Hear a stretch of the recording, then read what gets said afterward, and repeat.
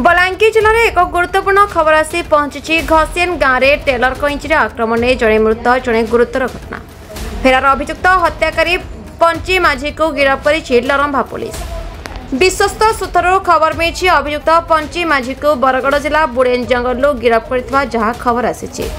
पाटनागड़ SDPO Sadanand पूजारी, लरंभा थाना अधिकारी मनोज कुमार प्रधान एवं बेलपड़ा थाना अधिकारी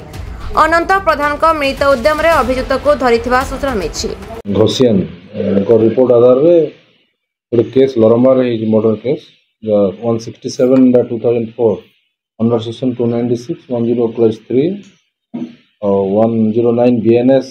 /32 भी SC/ST एक्ट रे एतरे दुई जन थिले अजू तांडी जे एक्सपायर करिजन आ उज्जवल तांडी जे रेफर होइजन बलांगीर ट्रीटमेंट होइजन तांको एक्यूज ना पद्म एलियास पंची एलियास दुर्योधन माझी जे तांगर संगे 30 तारीख रे संध्या रे गोटे महिमा टेलर अछि घसियन रे से सामना रे तांगर भीतर गोटे बाग पतंडा हला गोटे आगरु 5-6 दिन आगरु जे स्कूल के जीवार के नेगी गोटे एंदा हितिला से संक्रांत रे समान गोटे बचसा हला तांगर भीतर आ रागी जेगिरे दुर्योधन तांडी महिमा टेलर गोटे हनो पंचीटा आनिगिरे प्रथमे उज्जवल तांडी को तांगर मुंडरे भूसतिले आ सेटा को छड़ाबार ले जेगिरे अजू तांडी एदले छड़ाले से उत्क्षिप्त होइगिरे दुर्योधन माझी तांको तांगर छाती रे भूसी देवार द्वारा प्रोफ्यूज ब्लीडिंग हेतला आ से डॉक्टर खाना में नेला पर तांको मृत घोषणा करा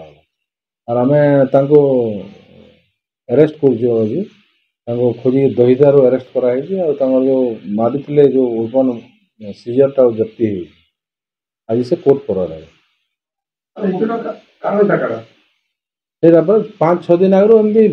बेसिक रीजन माने दुई जन हाई स्कूल को जाइकरी छुआ मान से कहीं झगड़ा झाटी कर ये एक्यूज ये हाई स्कूल को जाऊले